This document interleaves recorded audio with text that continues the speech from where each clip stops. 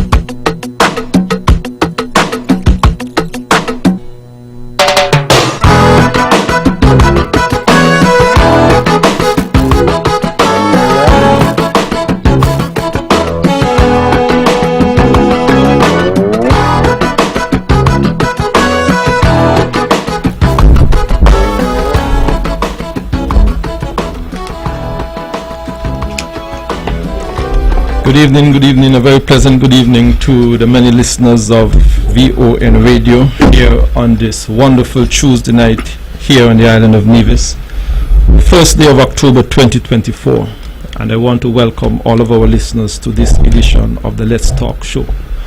I know this is an unusual voice to the many listeners at the start of the show, and I want to say good evening to our great host, Mr. Everett Weber Herbert. I believe he is somewhere with his feet up on the beach having a cocktail. I want to say a very pleasant good evening to him.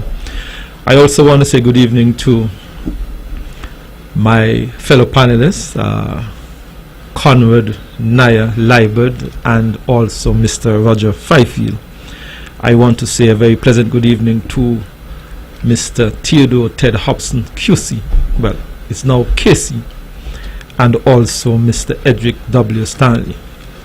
A very pleasant good evening to those two gentlemen. I also want to add to our greetings tonight Mr. Glendale Herbert, who would have graced us with his presence over the past few weeks. And I want to say good evening to him.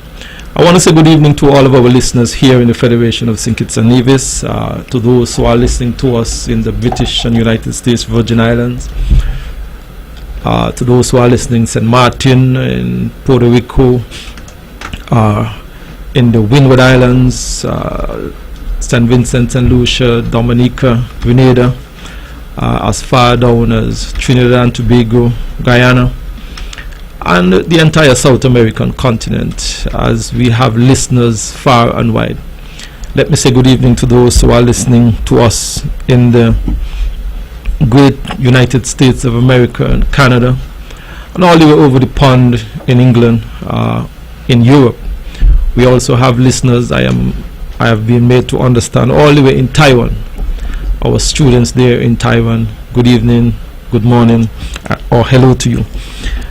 Tonight we are, as I said before, without our great host, Mr. Everett Weber Herbert, and I will be sitting in tonight with my colleagues. I am the Honorable Spencer Brand, and I want to say a very pleasant good evening to all those who are listening.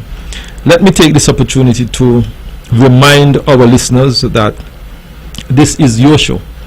This is a call-in show where the listeners put their various concerns or topic on the table, and I want to remind our listeners as well that Von Radio have a particular standard, and we are encouraged to ensure that we uphold that standard. I want to remind you of the telephone numbers to call at your convenience, 469-1616 or 469-1700.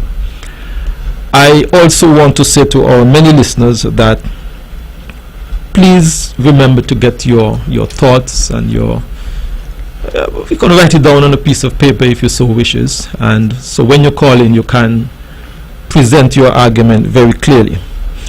I want to take this opportunity to offer my condolences to the various families who are in mourning tonight. The family of my very good friend there, Curtly Claxton, who will be laid to rest tomorrow.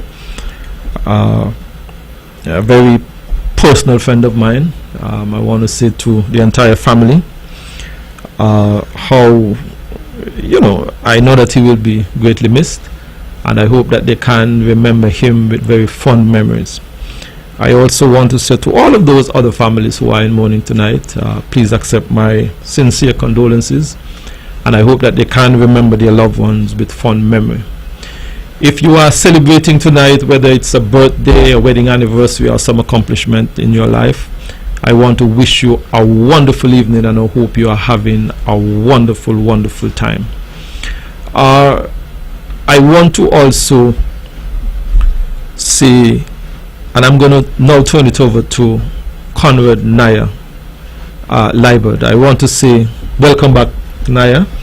I know that you have been through a brief illness, and I want to, at this point, give God the thanks and the praise and the glory for his absolute divine intervention in ensuring that you were on the point of amends, so you can be back with us.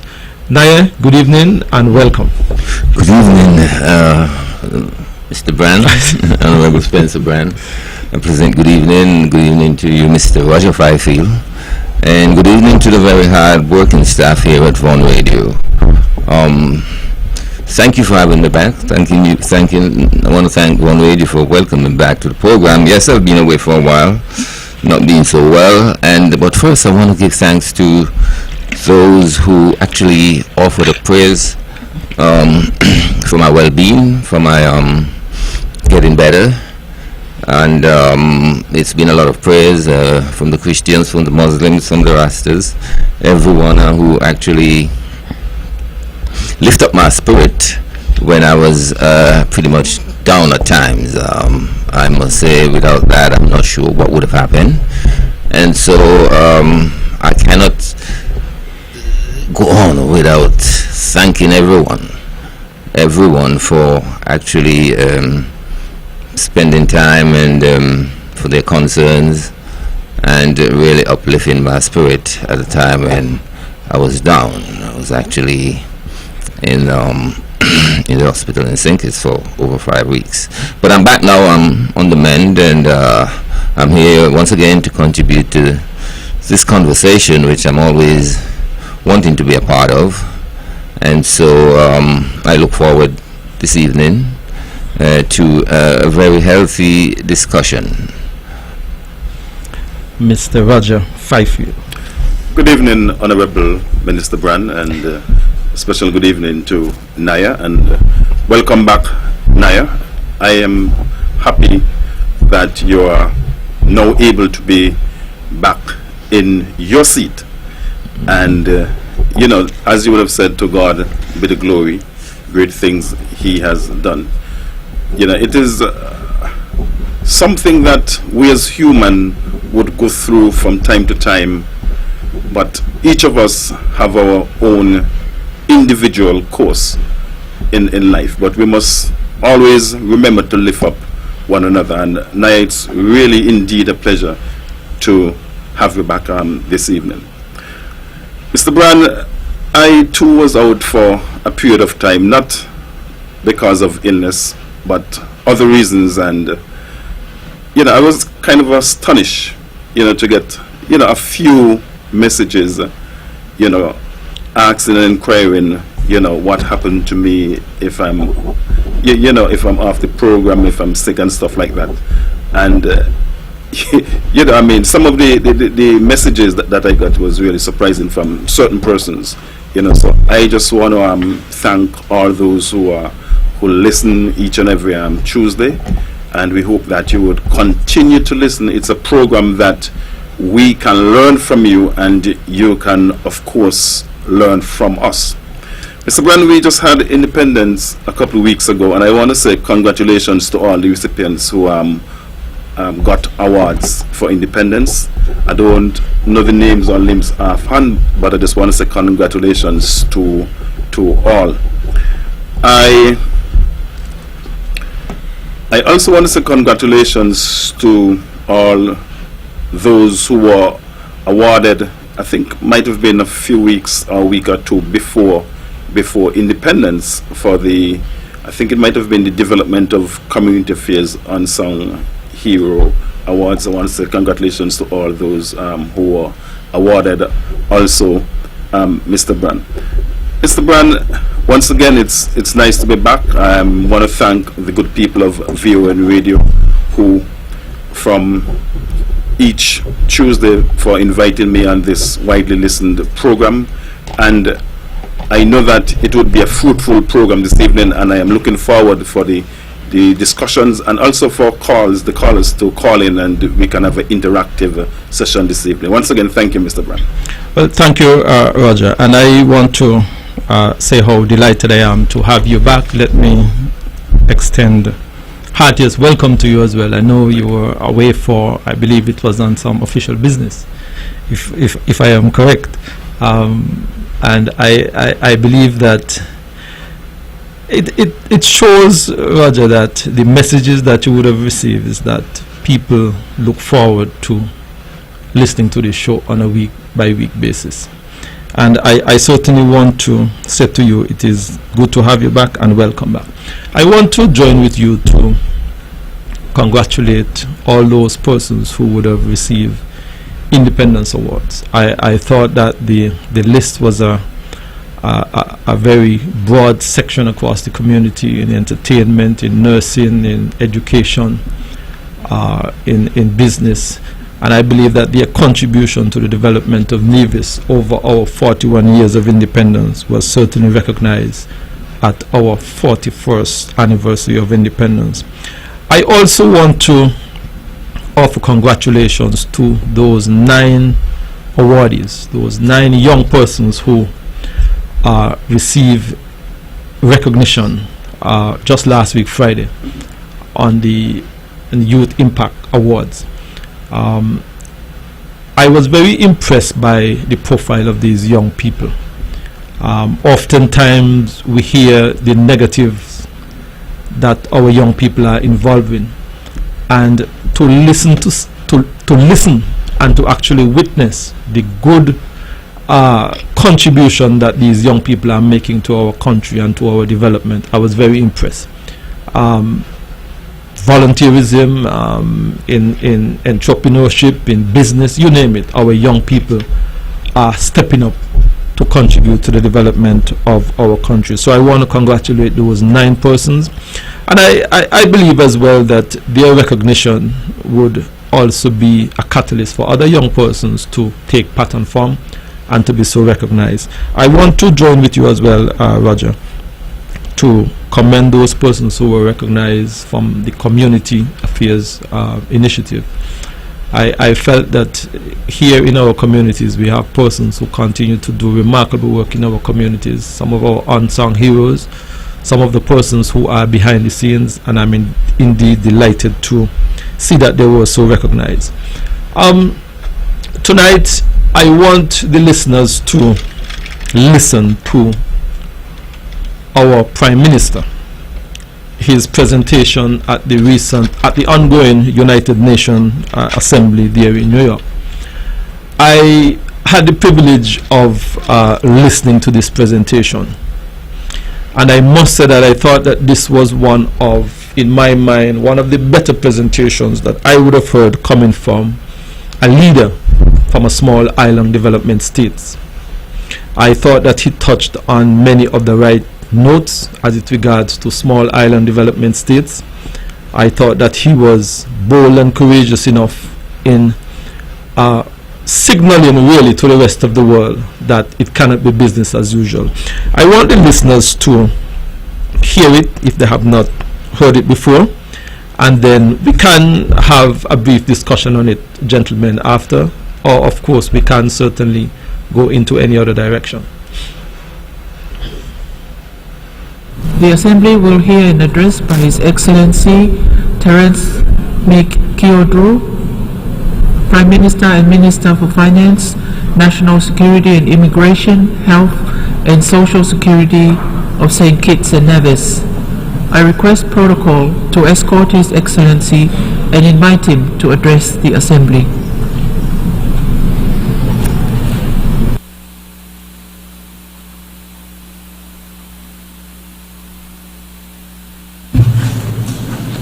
Mr. President, Secretary General Guterres, esteemed colleagues, excellencies, my fellow citizens of our twin island federation of St. Kitts and Nevis, and friends from every corner of our shared planet. Today I rise on behalf of my island developing state, and yet in truth, I speak for the many small island nations, large ocean states, that know too well the high cost of inaction. We are small, yes, but our voices carry the weight of rising seas, thundering storms and livelihoods teetering on the edge of erasure. A sustainable future for SIDS demands more from us all. Let us begin by paying tribute to His Excellency Dennis Francis, whose leadership and presidency of the 78th session demonstrated the fierce determination of the Caribbean. Thank you for your service. We stand ready to drive the changes necessary for a sustainable, secure world. Thank you for your sterling leadership, Mr. President. I must also acknowledge Secretary General Guterres, who with unflinching resolve has championed justice, equity, and hope. This past year tested our commitment to peace and security, yet it also revealed the vast opportunities we must seize if we are to steer humanity toward a better way. Mr. President, Philemon Yang, congratulations on your election as President of the 79th session of the United Nations General Assembly. We have great confidence in your leadership as you guide us with the theme, Unity and Diversity for Advancing Peace, Sustainable Development, and Human Dignity Everywhere and for All. As we convene here in this hallowed hall, I recall the words of former Secretary General Kofi Annan. The future of peace and prosperity that we seek for all the world's peoples needs a foundation of tolerance, security, equality, and justice. That foundation is fragile, but it is essential. And it is crumbling under the weight of neglect, greed, and abuse of power. 79 years ago, in the wake of war's devastation, visionaries sought to build a world where diplomacy and dialogue could triumph over destructive intolerance. Yet today, we stand on the precipice of a perilous return to a world where peace is kept at gunpoint, where weapons are romanticized and violence is exalted in the pursuit of absolute power. We need more than diplomatic platitudes.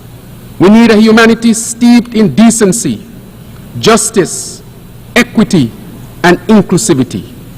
We must rise from these chambers, not resigned to the idea that the children of Haiti, Congo, Sudan, and Palestine are less deserving of the rights and freedoms that we enjoy.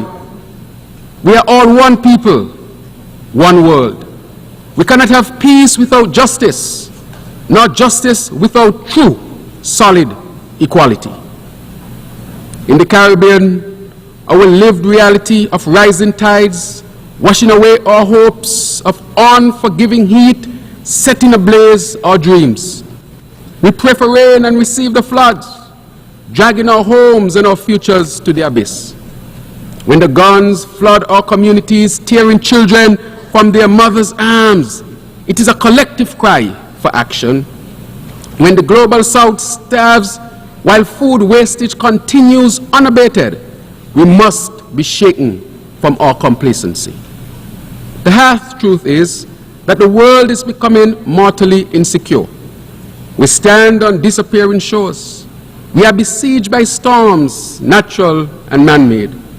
Corporate greed, colonial arrogance, and unchecked consumerism have torn apart our social contract with each other. We are no longer at peace with nature. The greatest delusion we feed ourselves is that security and sustainability are separate endeavors. They are, in fact, intertwined. We cannot build secure nations while allowing the climate crisis to rob future generations of their birthright. Security is more than an absence of conflict. It is the presence of dignity, of justice, and hope. Generations ago, the labor movement in St. Kitts and Nevis paved the way for our people's emancipation, an emancipation built on the principles of social, economic, and human dignity. Today, I echo their call. We must do better. We must be better. Our ambitions must be grander, our visions clearer. When we say leaving no one behind, acting together for the advancement of peace, sustainable development, and human dignity for present and future generations, it cannot be a hollow phrase. It must be a sacred commitment, a pledge to every soul, from the wealthiest nation to the smallest island state. For when the waters rise in the south, even the north will eventually drown. When the forest burns in the north, the south too will choke from the smoke. For it is one planet, one human race. The pandemic has left scars that still fester, and global economic fragmentation threatens to deepen the divides between us. From small island states like mine, the failure to meet these goals is not just a disappointment, it is a death sentence. The clock is ticking, and we cannot afford to wait any longer. We must act, and we must act now. Today, the Caribbean braces for an intense hurricane season, facing the escalating fury fueled by warming oceans and unprecedented storms. Our brothers and sisters in Grenada, Carriacou and Petit Martinique, St. Vincent and the Grenadines, and Jamaica are still recovering from the devastation of Hurricane Beryl, which became the earliest formed Category 5 hurricane on record this past July. In the Pacific, our brothers and sisters there remain exposed to the incessant battering of typhoons that ravage their islands. And as I speak, the southeast United States is being pounded by Hurricane Helene. Lives and livelihoods hang in the balance as entire communities brace for the next assault. Hoteliers, for example, in my own country of St. Kitts and Nevis, have approached our government, stating that with a sense of dread, that they may soon no longer be able to market themselves as beach resorts or famous beaches, once the lifeblood of our tourism-driven economy are steadily disappearing under the relentless rise of the sea. The sands that once beckoned visitors from across the globe are now receding, swallowed by seas which continue to rise. The loss will be irreversible if we do not act, and if we do not act now. The Sustainable Development Goals were meant to shield us from such devastation, offering a progressive agenda to build resilience and safeguard all our citizens. Yet despite their promise, according to the UN's 2024 SDGs report, only 17% of the targets are on track. Nearly half are showing minimal or moderate progress, and over 1/3 have stalled or even regressed. The clock is ticking, and we must do more than observe its passage. We must act before these realities become permanent fixtures in our collective future. In May 2025, the government of St. Kitts and Nevis will proudly co-host the Global Sustainable Island Summit with Island Innovation, a pivotal event dedicated to advancing sustainable development on islands across the globe, titled Sustainable Future for Island Communities. This summit will build on the momentum of SIDS4 conference held in 2024, tackling the pressing challenges island nations face. This summit will call to action, a space where we share practical solutions and partnerships that ripple far beyond our shores. Our islands are sentinels of climate change and the proving ground for sustainable development. It is with this spirit of shared responsibility and urgent action that I extend a heartfelt invitation to all leaders of island nations gathered here to come, to engage, to commit to meaningful change. A recent and commendable stride toward equity and inclusion has been the adoption of the MVI, the Multidimensional Vulnerability Index. This serves as a powerful testament to the potential of multilateralism when it is both purposeful and effective. St. Kitts and Nevis stands with the Caribbean community and the Alliance of Small Island States in welcoming Resolution 78/322, while urging this esteemed body to rally the necessary political will and resources to drive its implementation across international financial institutions and multilateral development banks. For us small island developing states, the MVI is not just another metric. It is a lifeline, offering a means to cushion the relentless blows of climatic and economic crises that disproportionately affect us. Its full implementation will demonstrate to the world that the United Nations, and by extension the global system, remains committed to uplifting those most vulnerable. It will restore trust in a system that must not only recognize vulnerability, but actively work to address it. The time has come to reshape the United Nations, to reform its structures so that they reflect the realities of our modern world. Too many voices remain unheard, nations marginalized. The UN Security Council must include representations from the regions most vulnerable to the threats of our time. Regions such as Latin America, the Caribbean, and Africa.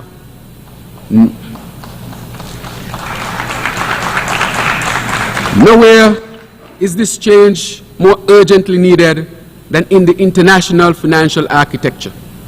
St. Kitts and Nevis stands in solidarity with the government of Barbados in its fight for financial and climate justice, pledging our full support for the Bridgetown Initiative.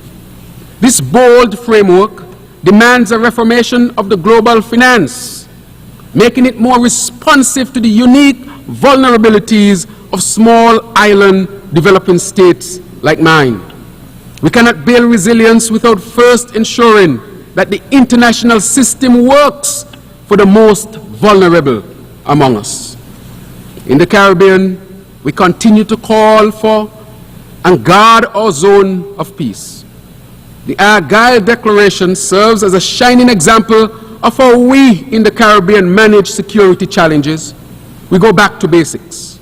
We talk to each other. Specifically, the Declaration has been instrumental in facilitating dialogue between Venezuela and Guyana, demonstrating that even the most complex disputes can be navigated through peaceful means. This model of engagement, one of dialogue and cooperation, is the very essence upon which this institution was founded. The international community would do well to follow this approach and inject new life into our diplomacy. And to this end, I reiterate CARICOM's call for an unconditional ceasefire in Gaza to put an end to the suffering. The only pathway to peace and to secure fundamental human rights and dignity is through the two-state solution, and St. Kitts and Nevis stand in full support. Mr. President, as we face these global challenges, we should always remember Haiti. I want to reiterate that again, Mr. President, that we should always remember Haiti.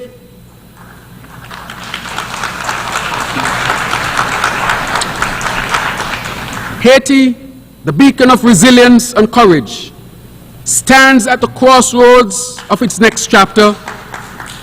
St. Kitts and Nevis, alongside the Caribbean community, firmly supports the work of the National Transitional Council as it strives to create an environment conducive to a multi-stakeholder political solution.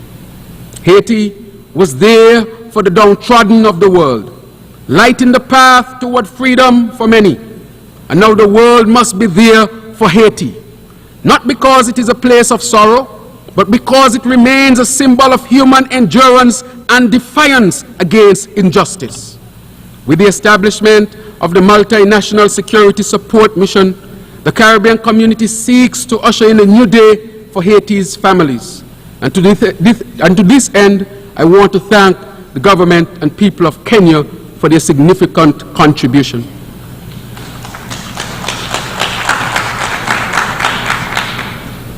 And of course, we want to usher in a new day for Haiti's families, a day where schools become places of learning, hospitals are places of healing, and markets are not arsenals for gangs, but havens for community and prosperity. Haiti's future is not only one of security, but one of sustainability, and we must rally to give it the peace it deserves. Mr. President, year after year, this body sends a strong message to the people of Cuba, a message of hope and a message of support. The embargo that has isolated Cuba for decades is not right, Mr. President, and it continues to be a stain on our collective conscience. St. Kitts and Nevis joins the Caribbean community in calling for an end to this unjust embargo and for Cuba's removal from the State Department's list of state sponsors of terrorism. Cuba has long been a friend to the Caribbean. Its doctors, educators exemplifying true philanthropy. And I might state here, Mr. President, that I'm a graduate of the Cuban educational system.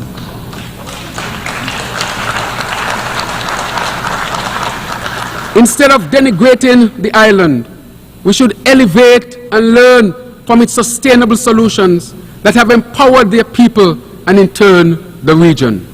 A stronger, more sustainable Cuba enhances the security and sustainability of the Caribbean. Mr. President, in the same breath, we must not forget Taiwan. The people of Taiwan have proven time and time again their firm commitment to sustainable development. The theme of this assembly, leaving no one behind, compels us to ensure Taiwan's inclusion in the work of the United Nations system, particularly in the World Health Organization and the International Civil Aviation Organization. Taiwan's leadership in innovation and technology is not just an asset, it's a necessity for the global community to meet the challenges of tomorrow. The United Nations must extend its vision to include Taiwan, a nation whose exclusion undermines the very principles we stand for: peace, sustainable development, and human dignity. Mr. President, esteemed colleagues, citizens of St. Kitts and Nevis, citizens of the world, St. Kitts and Nevis is not seeking for pity. St. Kitts and Nevis is not seeking for anyone to feel sorry for us. We are small, but as we say in our country, we are Talawa. St. Kitts and Nevis is seeking for partnerships. We are on a transformative journey to become a sustainable island state, guided by 7 pillars, which are water security, energy transition, food security, sustainable industry, sustainable settlements, circular economy, and social protection. We are taking bold and tangible actions by building renewable energy desalination plants for reliable 24/7 water supply, aggressively advancing geothermal energy on our sister Isle of Nevis with the goal of a unified sustainable energy grid for both islands, St. Kitts and Nevis, and extending it to the rest of the Caribbean. Constructing our first modern climate-smart hospital. Building climate-smart, affordable housing solutions, ensuring that our people have safe, sustainable places to live and to call home. Finalizing one of the Caribbean's largest solar plus storage projects. We are on track, Mr. President, to meet CARICOM's 25 by 25 agenda, reducing our food imports and bolstering local food production. We created, for example, a children's medical fund to ensure that disadvantaged families can access vital medical care for their children.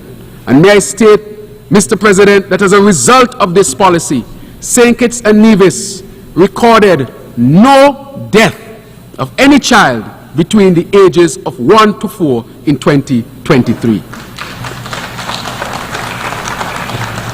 We continue, therefore, to advance our education beyond our universal compulsory system, promoting lifelong learning as key to national development.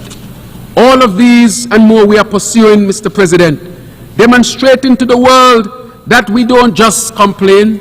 We don't want to be a part of just problems. We want to be a part of the solutions. And that is why we will continue to seek partnerships, Mr. President.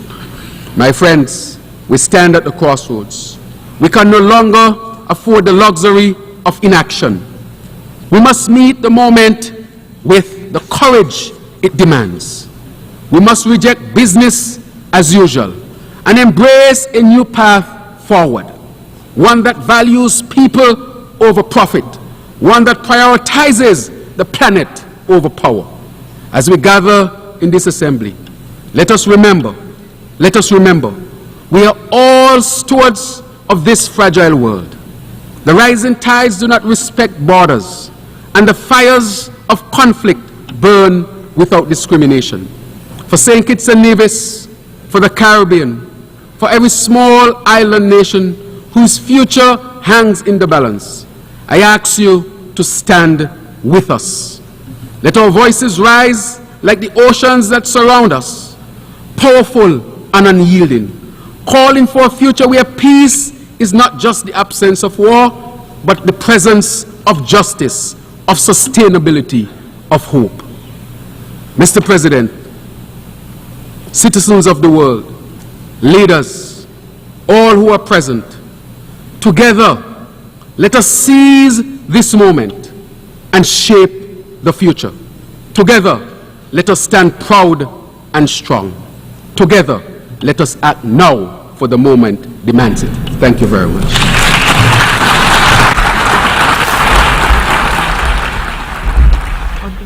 Gentlemen and listeners, there you had it. Our Prime Minister, Dr. Terence Ju, at the recent United Nations Assembly, his presentation. Roger, your thoughts? Well, I believe, Mr. Brand, that he was really passionate, he was eloquent. I made a few notes, but I want to kind of start from the bottom up. You know, I was very happy and elated when he spoke to renewable energy, and more so when he spoke to geothermal, and not just harvesting geothermal, but on the sister isle of Nevis, right here in Nevis. He also spoke to Climate Smart Hospital, and this makes me to believe that definitely we are looking up in terms of geothermal. So I think that there would have been much talk about geothermal, and I can dare say now that we are getting closer and closer to seeing geothermal come into reality here in Nevis. And of course he spoke to the expansion, or what I think would later on to probably sell the geothermal energy to our neighboring islands, which I think would be a really good thing, a good revenue generator for Nevis and St. Kitts.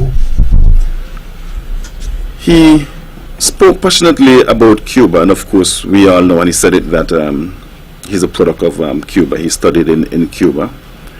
He spoke to Cuba being friends of the Caribbean. Cuba would have opened its arms, so to speak, to us in terms of medicine, education, and much more. But I have here, he also speak to, I love the way he spoke to St. Kitts Nevis in terms of the wider world. He's not looking for sympathy. You know, all he's seeking is partnership. You know, and I like that. I like the tone, not because we are small, we have an equal voice, we have an equal vote. And most often, you know, the bigger countries, they look at us and I want to put my head out on the black, so they respect us more when it comes to voting, because they know that we have the same vote as they do, and that is one vote.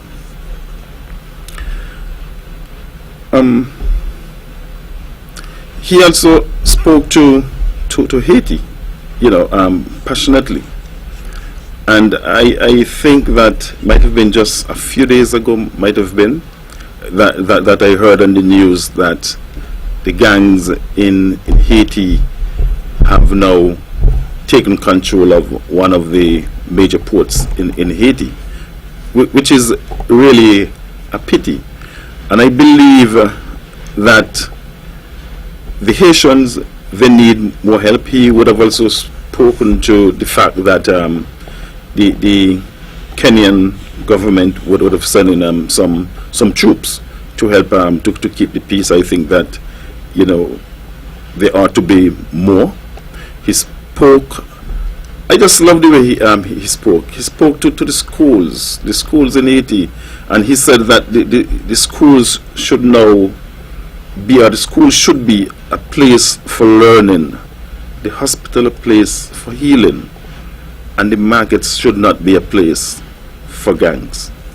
And I believe this speech would resonate, has resonated, you know, not just with us as locals or nationals of St. Kitts Nevis who would have listened to our Prime Minister keenly, but to all those who would have had the opportunity worldwide to listen to him, Mr. Brand.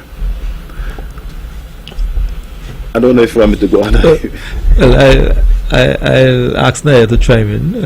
Okay. I noticed Naya would have also made quite a bit of notes. Yeah, I made a few jottings there. The truth is, it was a beautiful speech. It was wide and comprehensive, touching down on the very relevant issue that is affecting humanity today, which of course is a lot.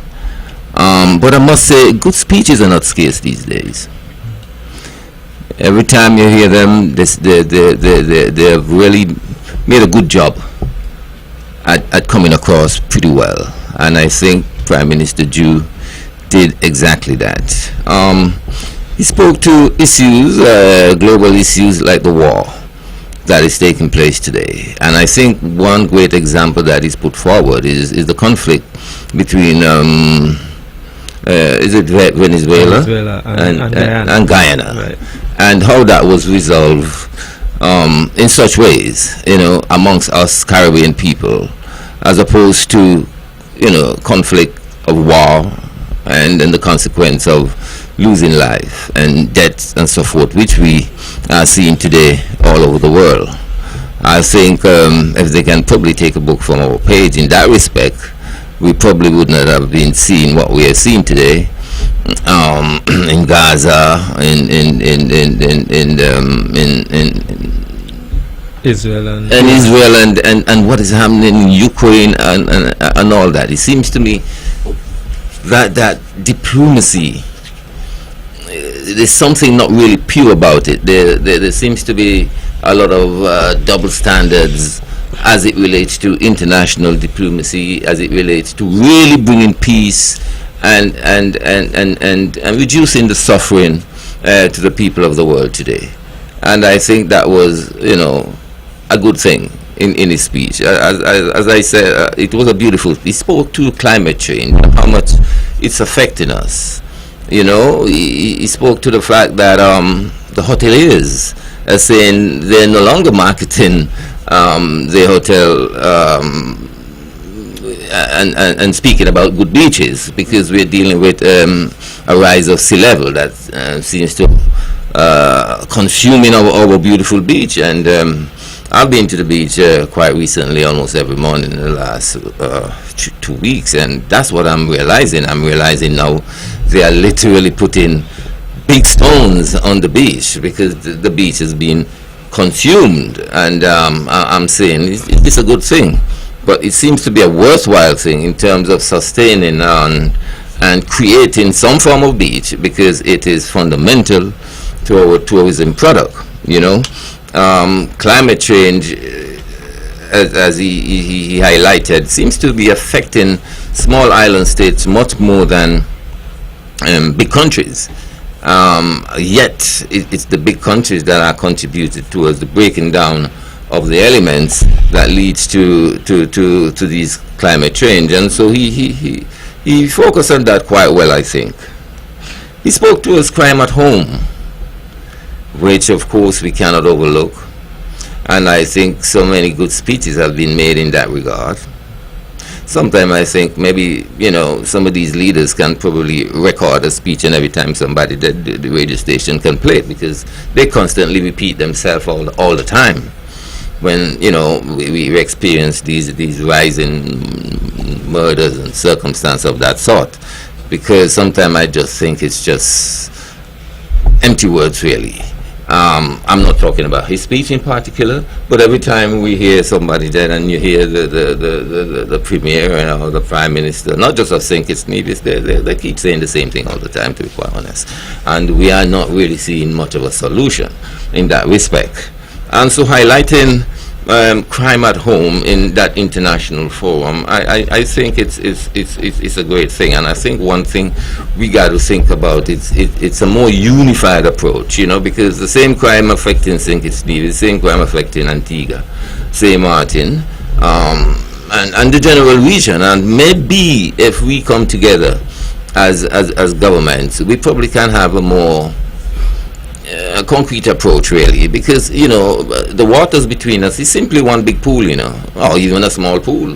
Maybe we can try and deal with some regional security as opposed to just thinking of St. Kitts security or Navy security. Maybe we should extend it to Antigua and so forth, because we know, and we always say that guns are not made here, but guns are arriving here. And maybe we should have a broader umbrella in terms of securing the region, and maybe we can get a better insight as to exactly where the gun coming from. Because a little boat running around St. Kitts said that they are Coast Guard and leave out Nevis, and to me it's the whole system is just quite porous. It's easy to be overcome, and so. That is important to consider. I guess I went off a little bit there. He spoke of corporate greed, a major issue, and consumerism. A major issue seems to be affecting us here in these little islands. Corporate greed and consumerism. I think along that line, poor people suffer. And even within the ranks of governance, we see that playing out to a great extent, where sometimes government ministers, they speak of a big picture, almost fantasizing, but they tend to forget the plight of poor people and their very needs.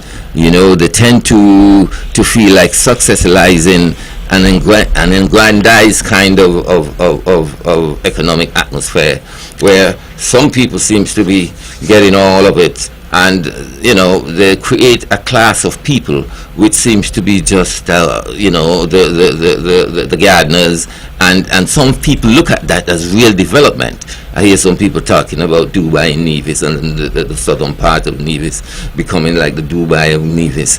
But there are greater needs as it relates to the people of Nevis in terms of homes, in terms of resettlement. When I think about the people of Barnsgot, I wonder, well, where are they going to go? Because they are surrounded by these big, rich homes and everything else. And so we cannot just look at success based on these big, what can I say, these great developments, and basically creating an impoverished class to the people. Remember, Nevis is for Nevisians first. Nevis is for Nevisians first, and so we got to look at the needs of Nevis people, and not turning the people into a class of servile and a kind of impoverished class of people. So, and consumerism again, we got to look at that in a very serious way.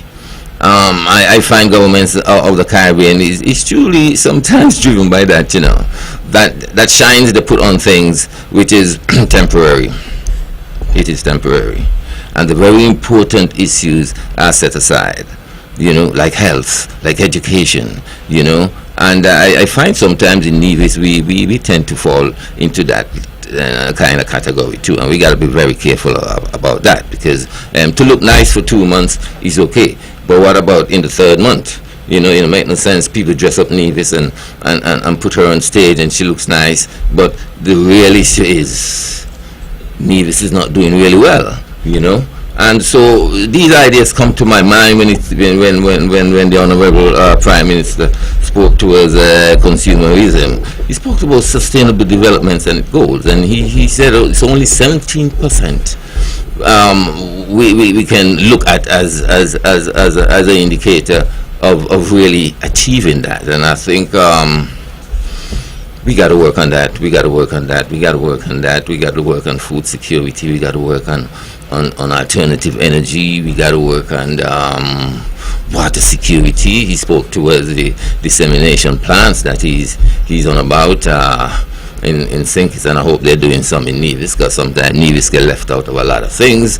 He spoke towards the solar project that he's doing in Sinkis. I hope Nevis is remembered in that aspect also, because as I said, Nevis sometimes feel like a colony of Sinkits, and I want to eliminate that type of feel amongst the people of Nevis. Really, we got to feel more like brothers and sisters. Making a great speech at the UN when he spoke towards equity and all these type of things, it makes me recall the bad situation that Nevis are enduring constantly. I read the newspaper this weekend, and Premier Bantley still is asking for equal share, and so bring it home, bring it right down to reality. You know what I mean? I mean, to say it on the big stage and don't practice it here on the ground amongst the people, it seems to me just talk, you know, because you got to really dance at home before you dance abroad. I think you got to show some good examples in that respect. And I am not saying he's not showing such good example. I think the speech was an excellent speech, you know, but sometimes, as I say, good speeches are not scarce these days at all. You know, everybody sound good, it looks like, you know. And but he impacted, I suppose, and he spoke towards supporting Barbados, you know, with international financial reform. I think that is important, you know, because yes, we need money, we need help. We are a developing state. When we see one set of people throw away food and another set are dead for hungry, I think these are things that really touch the people deeply. And I think, yeah, a reformation of global finance, where we developed in the states have a better opportunity and and looked at in based on our state of development is the way forward for us, really, and we shouldn't be afraid to ask for it. I mean, he says he's not begging for pity, he's just extending, he wants partnership, and I do understand that, but never you be afraid to ask for these reformation, you know, so that, you know, we can meet our sustainable goals, we can have our people on par with the international others, you know, that you know, it's one world and it's one people, you know. So, and he went on to speak, he spoke about the Gaza, and I'm very happy that he did, and he was absolutely clear about the twin state solution, because on these matters sometimes Caribbean islands are so afraid of America they don't want to say nothing about these things. You know, the Gaza situation is absolutely terrible, and I don't think anyone, it doesn't matter how small your island is, should be afraid to stand up and say this Gaza thing is totally unacceptable, you know. And of course, what could be the solution other than a twin island state? America is dealing with such double standards as it relates to that. I think the quicker Biden go, the better the world is, because to me, he's not thinking really. I think his mind is totally seized at this point. I can't wait for the election to come, that maybe Harris or Trump can mobilize things in some way, because when it comes to Biden, it's just absolute stagnancy. I really don't think he's fit for president at this point. No disrespect, I think he had his time, and so as they would put it, leader of the free world. But the leader of the free world seems to can't think very clearly at this point, and so the free world is going down a ravine, probably not being absolute on decisions which is fundamental to the peace, safety, and security of the world, you know. And so I think that was interesting. He spoke about Haiti, spoke about Haiti. And everybody knows the historical contribution Haiti have made. Haitian under Toussaint Louverture, I think in 1807, they overthrew the colonial masters of France. And France, to me, has been the worst when it comes to colonialism out of all the colonial country. They treat the people really bad, I can tell you that. And they were able to, under Toussaint Louverture, even though they finally invite him out to a party and kill him, was able to be a beacon for freedom. And I want to ask the Prime Minister if he's willing to send some soldiers up there instead of having them over there in Westbury in the community center, because you spoke towards Kenya, and to me that was far-fetched, very far-fetched, that Kenya, a place where in East Africa, they are willing and they are able to send forces down here, quite a distance. And I believe Caribbean islands should also be a part of that, commit themselves to that. Here they have a little bit of some kind of army in St. Kitts Nevis, I'm not sure, but I do hear sometimes they have a barracks over in the community center there, over in, they ain't doing anything at all. They're just over there, as far as I check. St. Kitts and Nevis not gonna war. I'm not sure if they're out there trying to get hold of these criminals, but send some of them down to Haiti. What's the problem with that? Commit yourself to the whole program. You know, as I said, a good speech is easy to make, but let's see some action. Sometimes it's better. You know, send some of them down there, and so that we can meaningfully contribute to the Haitian situation. I mean, how much Caribbean islands have sent people down to Haiti? A country way in Africa, you know? If I was from Kenya, I wouldn't want to go nowhere, because this coming all the way to the Caribbean to me. You know, I mean, a culture which is a little different, and the turf which is a little different, and so forth. I probably would have been afraid. Caribbean islands should send some people. Why not? Why not? You know? And he spoke about Cuba and the removal of Cuba from this terrorist list. My God, you know, I was in the hospital in St. Kitts. So many nurses have been trained in Cuba. You know, he said he's a product of the Cuban education system. Cuba has been contributing to our islands in so many different ways, you know. I mean, when you look at those who is operating the CT scan, when you look at those who are operating the every technical aspect of our health system, are Cubans. Free up the people, accept the people for who they are, you know.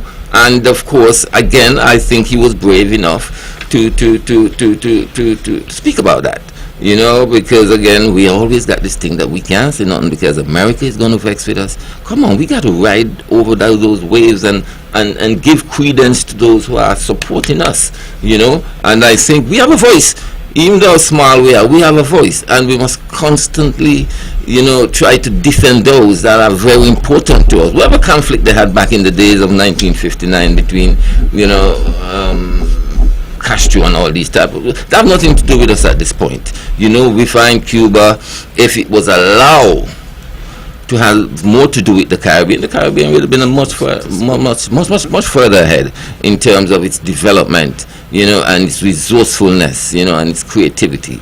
But we really have been cut off from that very important resource, and that gap that the Cuban people can fill. But they are doing it still. They are doing it, and we must really give great thanks and credence to them. He spoke towards the new hospital. We say it's a smart hospital. I guess he's going to build it in St. Kitts. It's one thing I was thinking, and I believe health, I don't know, this constitution we have here sometimes bother me, you know, because this health thing is a big thing, you know, and I wonder why this shouldn't be a federal issue, you know, because it's not easy to run a hospital. A hospital is an expensive institution. You know, and I know Nevis has been struggling to finish a hospital and to even operate a effective and efficient health service here. And but when I look at it, it's the institution of a hospital is absolutely expensive to run. And I wonder if these people didn't organize these things to really create the situation that has been created that we have to deal with right now. You know, that we have a health service that we hope could be better. You know, it have its weaknesses and so forth. But I think it's one of the sowing areas here in Nevis, really, and so many of us find ourselves in St. Kitts. But he said he wants to build a new hospital, and I want him to try and help us to finish this one over here. And in some way or the other, you know, because, you know, I was not well the other day, and one of the things that really strike me as I lay in the ICU in St. Kitts for many weeks is that Nevis really needs some help, you know. I keep saying it to myself, and it makes me cry sometimes because I just don't understand, and I just couldn't see. You know, it's quite an unsettled thing for me, really, and I don't know where this help is going to come from. But I do believe, I mean, when I sit there sometimes, I get a visitation from a friend who is from Nevis, and he's down in St. Kitts, and he's a dialysis patient having to go to St. Kitts and so forth, and it really makes me very, very uncomfortable. And so I wish we can, in some way or the other, have a truce, have an arrangement with the Prime Minister and the federal government, that we can sometimes step outside the Constitution and probably help the country, you know, help Nevis to be on par, you know, especially in the area of health, because our hospital is not cheap to run. And I know that sometimes we are so restricted by the Constitution, but we should really be moved by the needs of the people than by the tight and square corners of the Constitution. That is very important to me, you know. And he spoke to us also the Children Medical Fund. That's a good thing. That's a good thing. That's a very good thing. We realize sometimes finance is a major thing as it relates to healing, as it relates to getting well. Finance. I mean, as for me, I was asking people to pray for me. I wasn't asking people for money, and but it's not always the case with everyone. Because, you know, finance is a fundamental thing when sometimes the health system is not really up to par, and it can never be on par at times, because they send you from Nevis, you might end up in St. Kitts, and then they might send you to Antigua and even to Trinidad, and you still cannot get your situation solved. And so it comes down to a level of finance, and so if the governments can really bear that in mind, I think, and create that pool, or create that fund, whether an individual fund or whether it's a governmental fund.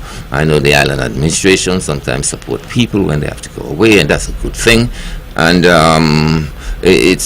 but all in all, I think the speech was an absolutely good speech. And sometimes it comes down to more the practical part of it, and really ensuring. You know, sometimes it starts right here in the Twin Islands state of St. Kitts Nevis. But I must commend Mr. Drew. Yes, I think all of the many speeches I've heard from local individuals in the UN, I think I rate his speech very highly. Gentlemen, I want to thank you for your... Sorry, I talked too long. No. We have 2 hours, but that's all right. I want to thank you for your intervention, of course. And just like you, I took some notes. I thought, Naya, like you, that the speech covered quite a number of different areas that I felt is timely. He mentioned peace is kept at gunpoint. I thought that it was a line in this speech that, in my mind, that you can put in many different contexts. We are looking at right now at the situation in Israel and Iran, where for many many generations, they have sought to find peace in that region, only to recognize that you are facing the barrel of a gun across each other's border. Right here in the Federation of St. Kitts and Nevis, we have been lamenting over the criminal activities and the level of unease within the various communities. Persons are really wishing and hoping for peace within our own space, and at times that is being kept at gunpoint. So I thought that was a very creative way in which he crafted, I believe, what he was trying to say in terms of on the global perspective and also on the local scene. He also said we cannot have peace without justice. Oh, not at all. Again, I thought that the craftiness of it, sometimes we look at, and you spoke about the situation in Venezuela and Guyana, the tension that basically flared up over the natural resources of the area. And was it, and we can ask that question, was it a justifiable outcome of the situation? And I think that the leaders of the Caribbean must be given some credit to make sure that that situation did not blow up into a much more violent situation. The Caribbean is well known as a region of peace, and I thought that the way in which he crafted that particular statement, we cannot have peace without justice. There are times when, look at the situation now with Russia and Ukraine. What is the justice? What will be the justice of the invasion of one sovereign border? No justice in that. You mentioned the situation in Gaza and the hundreds of thousands of innocent lives. What will be the justice for that kind of activity? And I think that making this speech at the UN, using that kind of language, I thought that he was sending a signal to countries, big, small, powerful, weak alike. He also touched on the issues that we are facing when it comes to global warming. We prefer rain and we receive flood. When I look at the situation right now there in Florida, in that part of the United States, and the level of flooding and the devastation and the damage that has been caused in that particular area, that was a system that came to the Caribbean recently. It did not develop into anything, but getting into the Gulf of Mexico, you see in a matter of hours, a Category 1 storm turned into a Category 4 storm because of global warming and the temperature of the water that we are facing. Again, the craftiness of his presentation.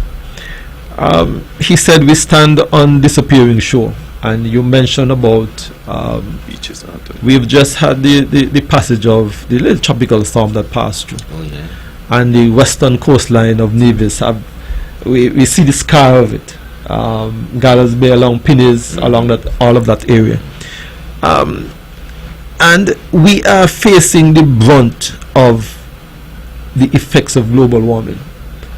But we are not really any significant contributor to global warming. But we are the ones that are heavily impacted when it comes to global warming. He said we are not at peace with nature. We have seen a lot of these forest fires and flooding and that kind of thing.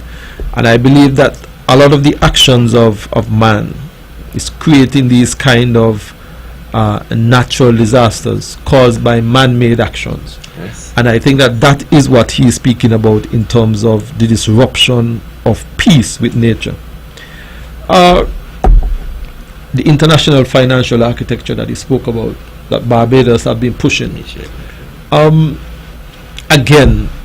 the Caribbean region for many decades the minute that the Caribbean carve out something that they feel can be beneficial to their people, you get these larger countries to say, well, wait, where you going with that? You must do this, or you should do this, or you should not do that. And it puts us back and it sets us back once again.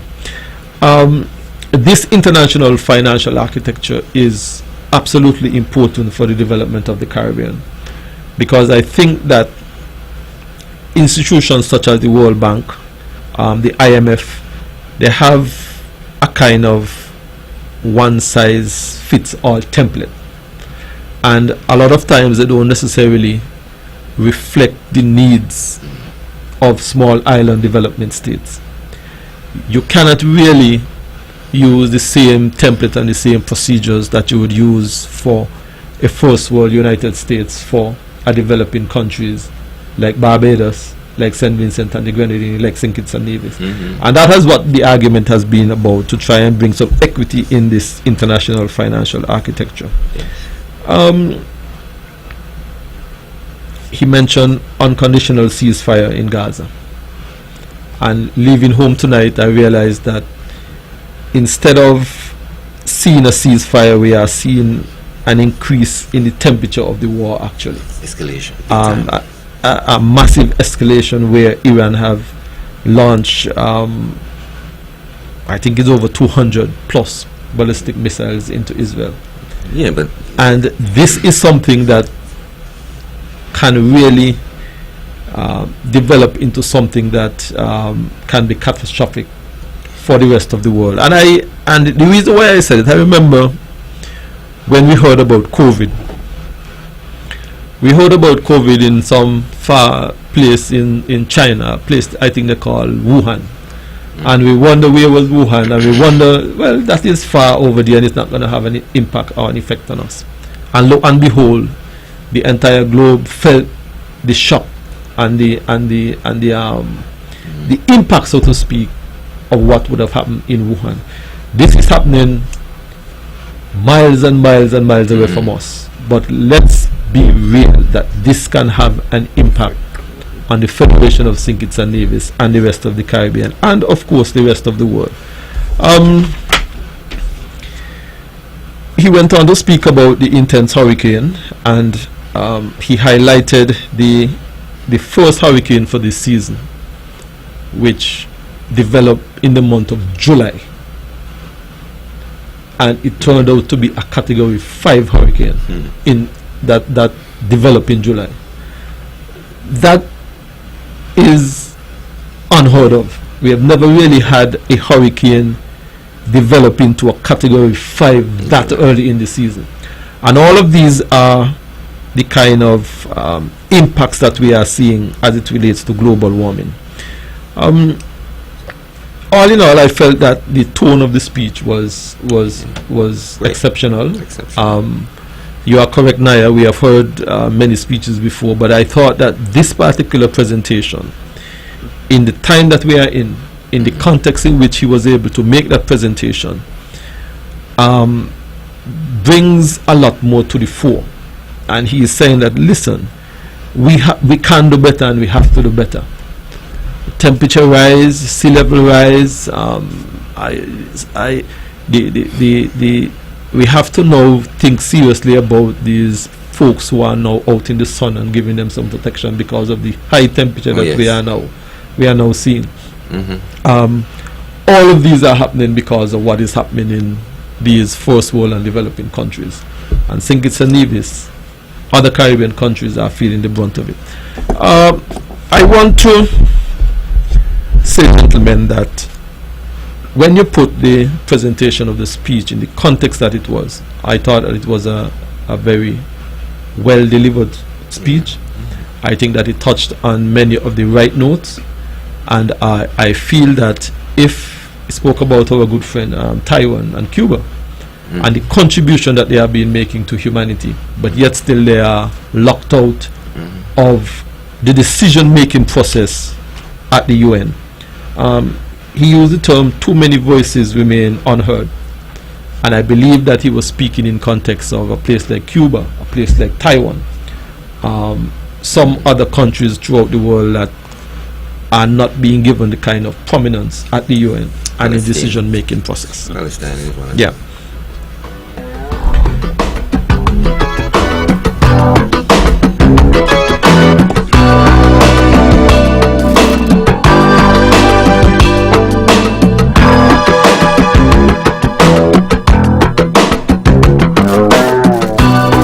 Builders Paradise is offering a large variety of floor and wall tiles at very competitive prices. Builders Paradise has over 2 million pieces in stock, lots of different styles to choose from. Whether you're renovating or tiling a new house, Builders Paradise has what you need. Wow! Oh, and remember, we're open all day Saturday to serve you better. This is something that you can't refuse. Visit Builders Paradise today at the C.A. Paul Southwell Industrial Site in St. Kitts or call them at 466-4938. Welcome back to this edition of the Let's Talk Show. I am your temporary host for this edition on this 1st of October 2024, and in my presence, of course, we have Mr. Conrad Naya Liebert and Mr. Roger Fifield. Roger? Yes, thank you, Mr. Brand. Mr. Brand, just before we probably leave the speech, so to speak, let me just kind of summarize one or two of the things that our Honorable Prime Minister would have said at the UN meeting. He basically said that, you know, the international system should work for the least of us. And I suspect he was speaking to the fact that the small island state, you should have the same benefits of the bigger countries. And in my mind, and maybe in his mind too, how can that work? He would have said that he invite all the leaders there to commit to meaningful change. And sometimes, you know, politicians, they do speak, and the question is, are they speaking to meaningful change? So he would have spoken to that. So let's see what happens. Let's, you know, in time to come, if things would change for the better. He also spoke to a summit that will be held in St. Kitts next May.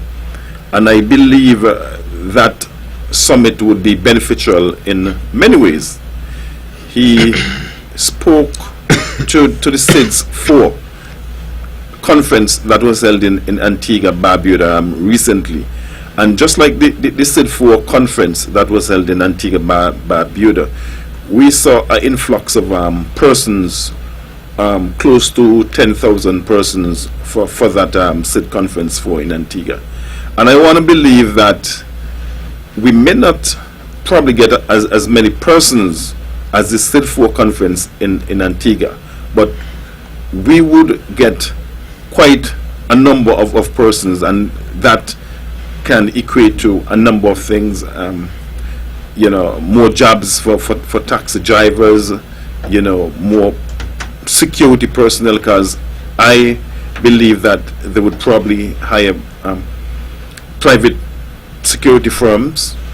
You know, if more persons are on island, it simply means that the farmers would have a, you know, some benefit, more provisions, fruit, vegetables, you know, would be sold. You know, so there's a lot of benefits, you know, to be derived. Of course, the hotel rooms and the hoteliers and the restaurateurs, they too would benefit. You know, everybody would benefit. So we welcome that summit next May 2025. There was a point that was linked to food security. And when that point was mentioned, you know, I said, wow. And that reminds us all that we should seek, you know, for food security. just today, I listened the news, and you know, there's a threat to lock down, you know, some ports across, you know, America. And if that were to happen, then what would happen to us who cannot, quote unquote, fend for ourselves in terms of food security? Can you imagine the boats are unable to come for a week, 2 weeks, 3 weeks, a month? I mean, what would become of us? What would become of us? I mean, simple things, you know, that we need on a daily basis, you know, to survive, you know, in a healthy way, so to speak, you know, we would be deprived of. So I want to say to us that we should try to be self-sufficient. I want to believe that we should, all of us, you know, should try to start even a backyard garden. And during COVID, that was echoed a lot, and many persons responded to the call and had backyard gardens.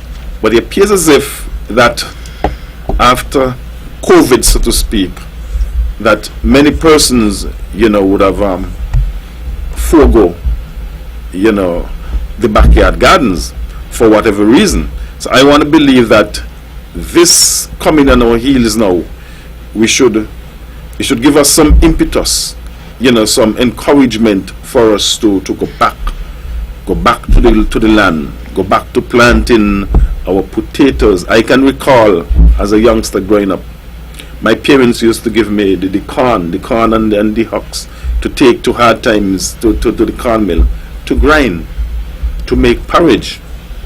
I mean, that in itself, it would have been really nice if the corn mill was really still in existence and generating, so the youngsters can see, you know, readily how it operates, how it works. Even a replica of it, I believe, would be nice. So why it's not? Well, why it's not? That's not a thing to do for exhibition. That's an absolute need. And I agree with you. I agree with you, Naya. But I'm saying, if it is not working and if it cannot come back on track, so to speak, then at least you know, our children should understand, you know, how it operated. That's the point I'm trying to bring. I'm not saying that it ought not to come back and stream, even if not in that physical location, because we have to understand what is happening in the world. You know, even breadfruit.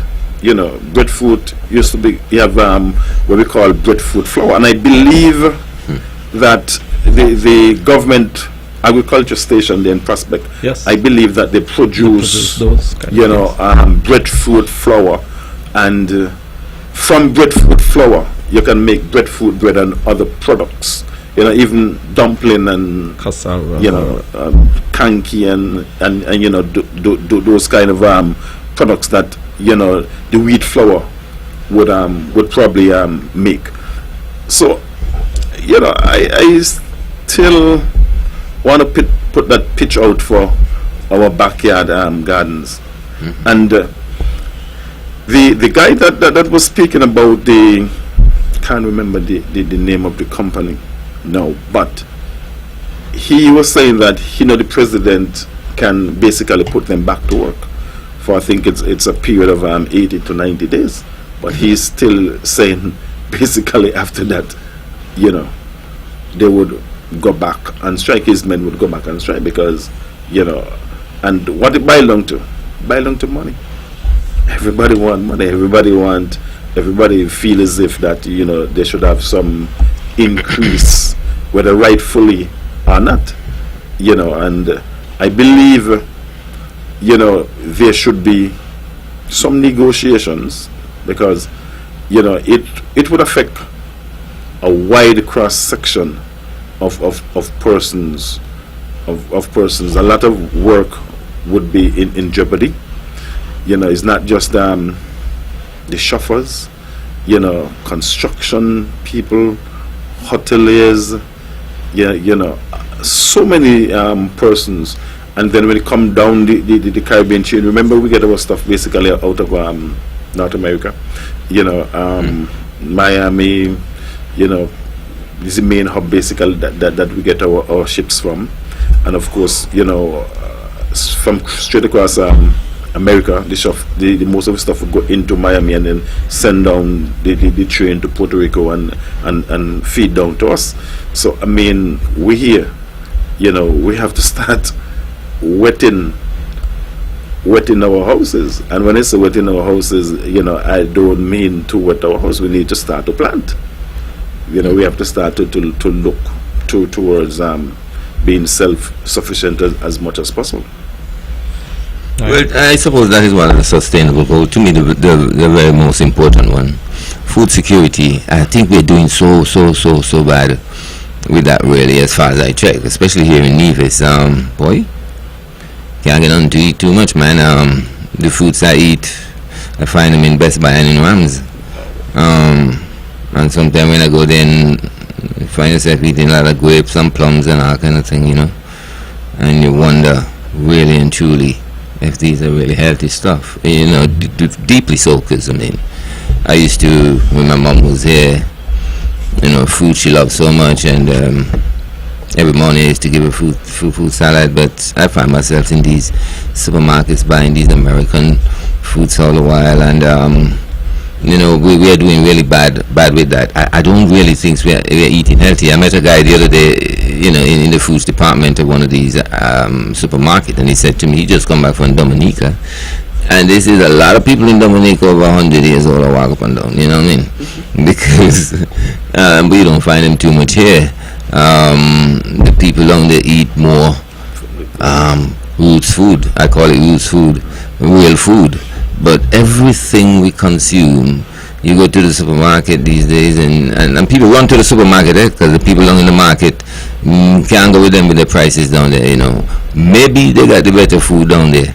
I don't know, man, but you go down there and you put 2 small potatoes and it's $12, and so you got to give them back. And you might go to a supermarket and then you get some kind of yellow potato, but when you boil them, they're soft, and but you get them cheaper, and you know. So there's a lot of things we got to iron out in a big way as it relates to food security.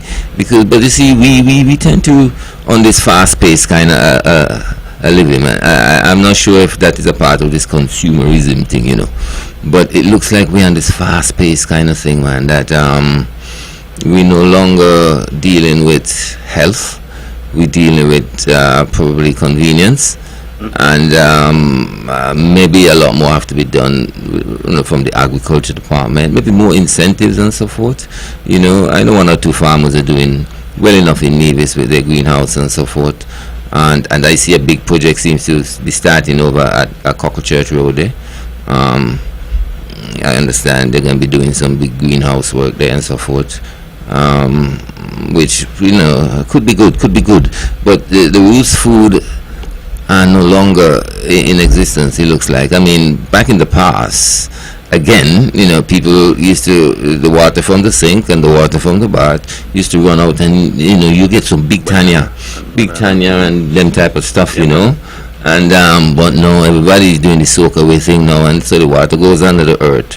And, everybody got to, you know, pay this high water rate and so forth, and nothing, you know. I think we're going at a pace which sometimes is, I think it's putting something over health, maybe money, and so we probably got to, you know, I try to be realistic, you know. I'm practical, to be quite honest with you, because when mountain comes, bills have to be paid, and everybody want to have a good life and drive a car and so forth. And so we everything is going, you know, speedily, and I don't know at what point we will really slow down and try to think about the health of the nation, you know. But that's what we're dealing with. But I personally feel we're doing really bad when it comes to food security, especially here on the small island of Nevis. Maybe they're doing better in St. Kitts. You know, I hope they are. You know, a long time ago, we're talking about transformation. A long time ago, when the boat used to take 3 hours to go St. Kitts, a whole heap of things go St. Kitts and then boat then from Nevis, you know. You know what I mean? A lot of things. Big one goat, food can't done. You know, now we got some quick boats, take half an hour. Nothing going down. The only thing going down is our pocket full of money. And then we spend it all and come back and Nevis. And so we really deal with a transformation which we not truly understand if it's good or it's not good for Nevis, but I don't find much of a growth in the economy here. But down at St. Kitts is growing like leaps and bounds, and you wonder what is going on here, what's going on here. Sometimes it feels like Nevis is just a colony of St. Kitts. And so I think we got a lot of work to do. From this end, you know, and I'm not talking politics because I think that is one of the things that really ruin this little island, you know. But I'm trying to be realistic that we have an existing situation. I mean, we think we got to be very friendly. We think it's all don't be friendly at all, you know. And I think that's where we at. And I think we got a choice. Because I believe better can be done in some way or the other. Naya, can I ask Naya a question, Mr. Brand? Sure. Naya, I'll leave you, Mr. Brand. What do you think that we can do to encourage, you know, more persons to get involved in agriculture, and maybe more so younger persons maybe coming out of school, because we realize that you know the youngsters, they go to school, some of them do agricultural science, and most of them get a very good grade. Most of them get ones for agriculture science, and so, but for some reason it appears as if that if you're not wearing jacket and tie, you are not, you know, quote unquote, you know, in the big league, you know. But I want to believe that agriculture is indeed quote unquote in the big league. What can be done? What can we do as a people to encourage people? What can we do? Incentives, probably a lot more incentives. In what form? I can't say probably at this point, and I'll be absolute about it, but incentive, you know what, man, you gotta love what you're on about, you know. I have a brother called Oscar Liebert, you know, he's like Dr. Oscar Liebert. He loved agriculture from a youth. He used to just plant cabbages and stuff. He loved agriculture from a youth. Then he went to teach agriculture in Gingerland High School. There's a caller. Sorry, we have a caller online. Go ahead, caller. Hey, good evening, gentlemen. How are you guys doing? Good. Yeah. Mr. Fifield, you just asked what could we do as an incentive to how to encourage the youngsters to get into agriculture. Yes. Well, if we get the monkey business under control, I think that would go a very long way in getting the backyard garden thing really going. So I think it was sometime this week, I think it was, I met a lady from Gingerland in the supermarket, and she was picking up fruits and vegetables and all that kind of stuff. So I make a joke with her. I say, well, you know, long ago, Gingerland people used to till the soil and plant all the vegetables and the fruits, and so on. People from town used to buy them. So what happened now? So she said to me, well, the monkey is the big problem right now. They can't grow nothing because the monkey come and eat off everything.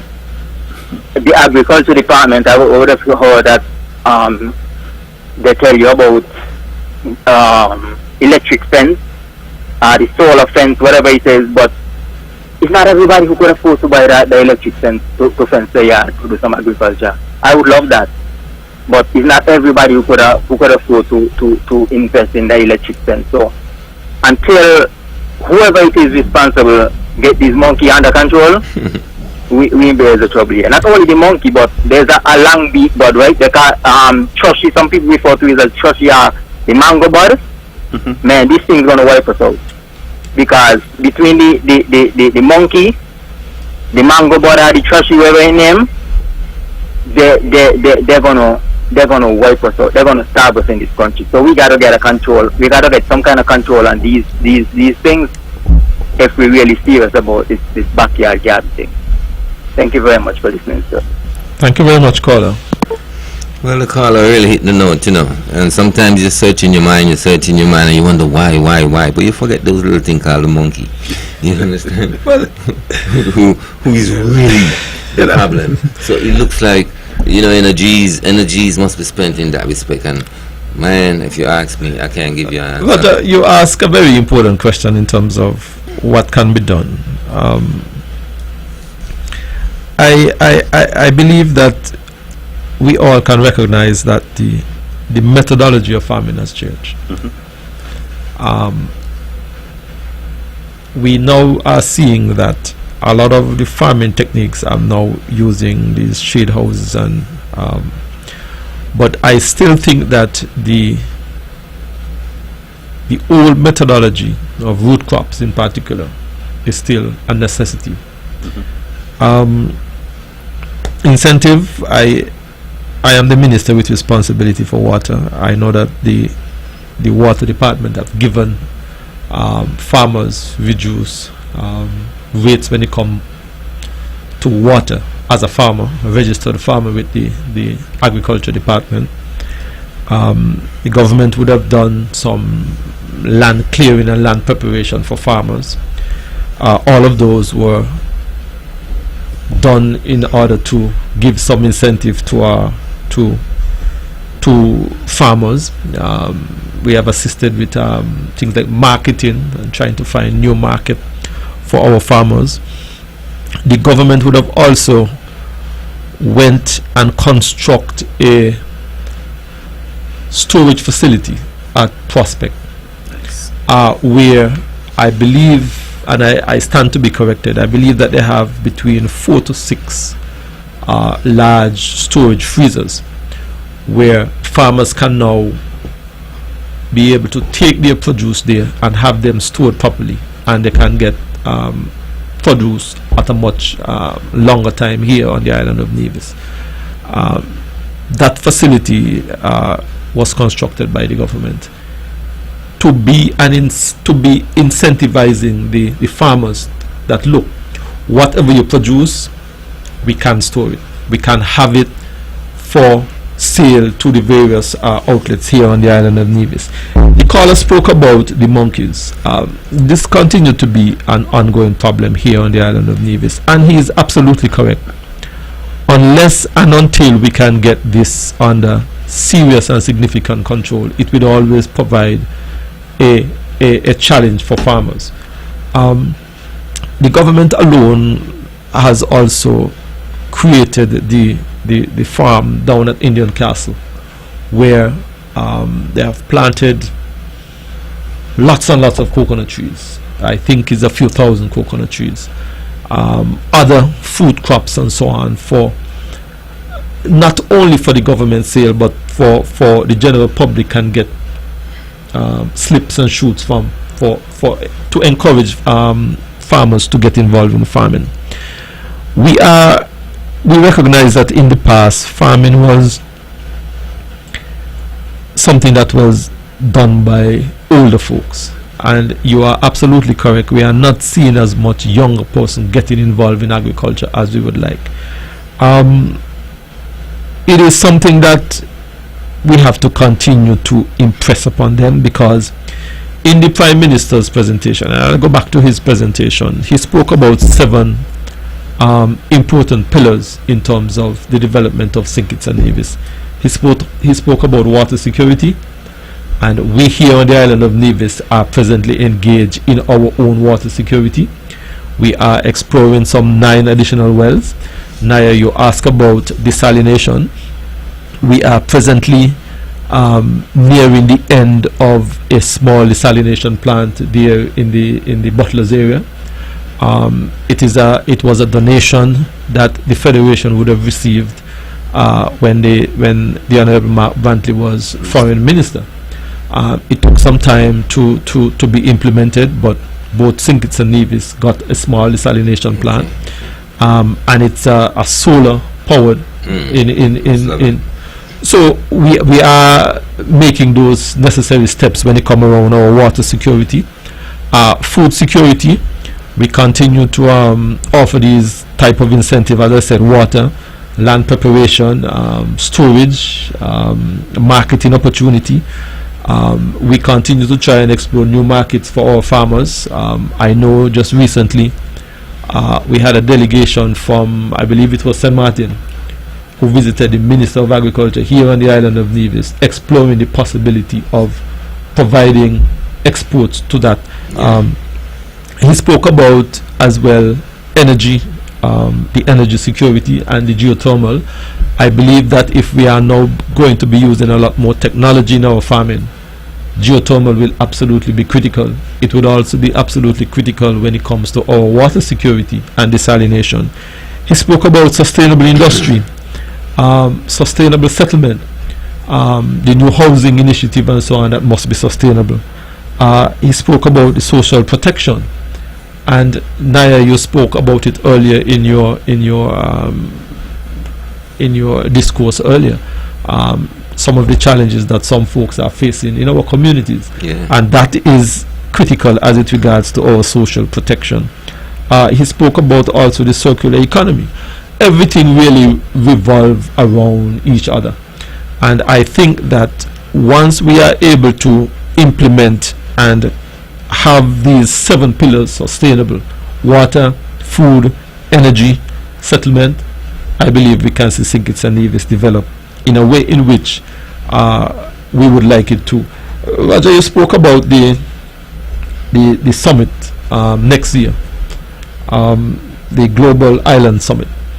The idea is that we can have these small island states come to the Federation of St. Kitts and Nevis next year and have some hard and frank conversation, because a lot of these small island states, including St. Kitts and Nevis, are facing a lot of challenges that is not of their own making, and we have to begin as small island development states begin to speak with one voice, that listen, you are doing this in your part of the world that is causing this effect and impact on us. And the idea is that we can leave that Global Island Summit next year with a strong position to the international community and say, listen, you have to change course, because all that you are doing is virtually, I think the Prime Minister alluded to it, it's our death sentence. I think he used that kind of language. That is how critical and important that summit is for us next year. We do have challenges, Naya. You indicated that that there is no growth in the economy. I think I think I tried to write it down here. Growth in the economy. As a government, of course, we will all like to see more rapid growth in our economy. We continue to see incremental growth. Is it at the level of what we would like to see? I like to be practical and I like to be honest. No, it's not. Right? But I think that we are seeing some incremental growth in our economy. We continue to see some growth and expansion in our offshore sector. We continue to see some growth and development in housing and development. There are certain businesses that are expanding. We continue to see the development of small businesses here on the island of Nevis. Coming out of COVID, I believe that a lot of our people have begun to use their talent and turn it into businesses. And I think that while we continue to seek and find and search and look for, quote unquote, what I would call a major development on the island of Nevis, we continue to see these incremental growth. We are seeing that the increase in numbers as it regards to our labor market. All of these, in my mind, are signs that there are some expansion in our economy. Is it to the level that we would like? As I said, Naya, perhaps not, but I think that we will just have to keep pushing forward to see some of those. I totally understand what you're saying. Yeah.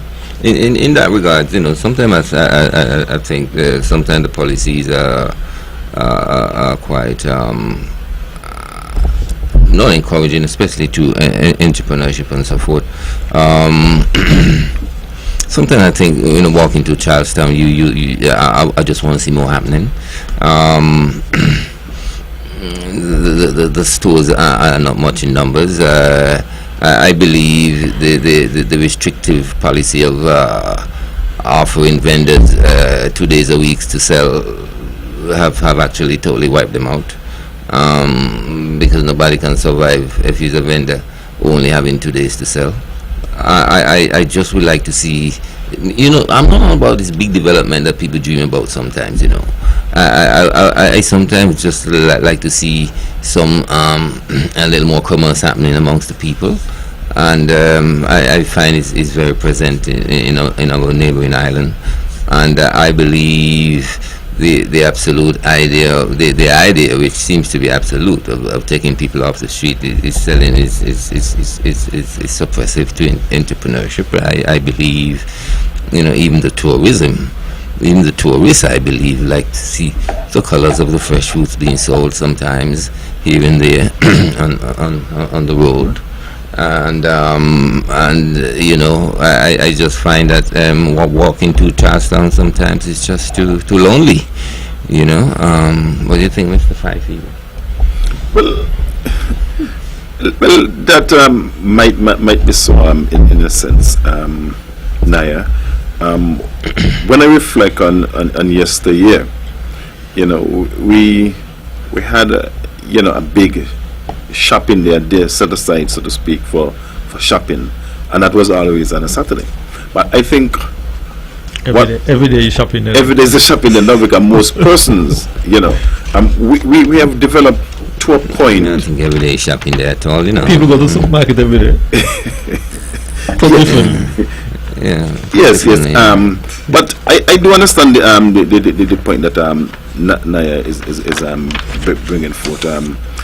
I want to see more life in Charlestown. Right, and I do understand that. I do support that. Sometimes you probably, we probably can't help but compare with St. because St. is just there, and sometimes we catch a boat to go across, and there's so much activities in St. Kitts. That's what he's telling the people. Is in the height of activity, and Nevis, is somewhat maybe laid back, so to speak. Maybe it's the nature of the people, perhaps. I don't think it's the nature of the people. I believe because of the disparity in terms of economic activity and so forth across the waters. I find we spend all the money in St. Kitts. But I find we spend all the money in St. Kitts. We go down to St. Kitts, we buy everything, spend all the money down there, and then the little commercial flow is kind of eliminated here. But the question is, why? Yes. Does St. Kitts has maybe the shops, the stores? Maybe you used to have some of that too. And how much cheaper it is to shop in St. Kitts, bearing in mind, the costs for transportation, the on-island costs, meaning the bus, the taxi, and to go across the waters, the boat. When that is, form part of the equation, does it really make sense to go across the St. Kitts to the shop?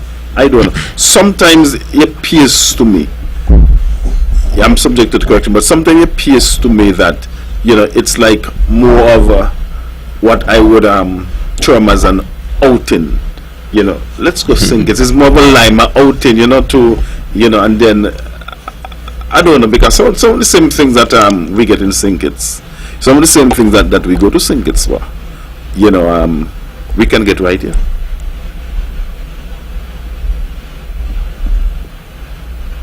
Maybe that's not true.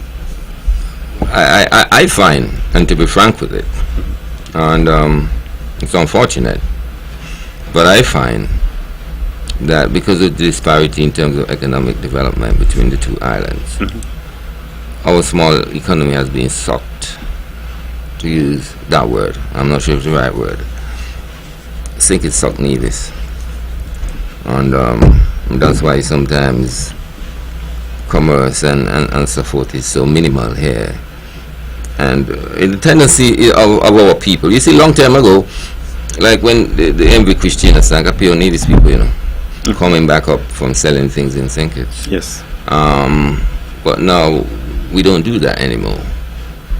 We go down to buy everything, and so that has been a negative gesture on the commerce Do you think and that entrepreneurship here. Really, the sinking of the Christina, do you think that have some sort of psychological impact on persons in Nevis, and more so persons going into farming in Nevis? Because I believe that people still go to St. Kitts in jobs too. yeah, but a lot of our farmers and so went down. But it continues because many times, I mean, years and years after Christina, I used to ride Sakara Valley and Princess, those sailing boat, and it's a lot of stuff loaded every day, you know, to go to St. Kitts, and then we bring back up like Bryson and such things from St. Kitts. Bison and sugar. Bison and sugar and blocks and everything from St. Kitts. But to me, there's more a one-way traffic these days, man. You know, where too much of Nevis money have to be spent in Bastia. I mean, it's convenience, it's cheaper, and all the things that come with it. But it negatives the whole, entrepreneurship drive and the commercial. Naya, let me ask you a the question. commercialism of Charlestown. Do you know that it is not a one-way economic level of activity? We have on Nevis, a few kitchen cupboard manufacturers. Yes. And they are busy on St. Kitts. We have on Nevis a galvanized manufacturing company that, based on the information that I am getting, is struggling to keep up with the demands of what is going on. In St. Kitts. Yes. We have also a window manufacturing company on Nevis Fencing also. that is wondering if his idea was probably a bit more than he may have bargained for. But I know the young man, and I know that he will step up because of the demand. Mr. Roger Fifield mentioned about fencing. That is good. I want us, Naya, to Well, that is good. That's a nice appreciate. expression. Hold on a minute. I want us, Naya, to appreciate for a moment that it is not a one-way I know, level of but that is economic good. That activity. makes me feel good. You know why it makes me feel good? Because the markets in Nevis are so small, so they extend themselves to seek wider markets. But nothing is wrong with that. I mean? Well, nothing is wrong with that. But we would have liked that Nevis had a bigger market. And I understand You that. understand? And that's what I'm talking about. That's what I'm talking about. You know, that we have a bigger market, and that simply reflects I believe a that bigger economy and bigger economic activity. You know, and so we have to sometimes go to Bastia. ladies and gentlemen, It's okay. we are just about at the 9 p.m. hour, and I want to thank my colleagues Conrad Naya Liebert and Roger Fifield for gracing us here tonight with their presence. I want to thank our many listeners. I just want to remind our listeners that this program is rebroadcast tomorrow at 10 a.m. to 12 noon, and on Wednesday evening at 8 p.m. Join us here at the only powerhouse for the On The Mark show. Good evening, and thanks for listening, and do have a very restful evening.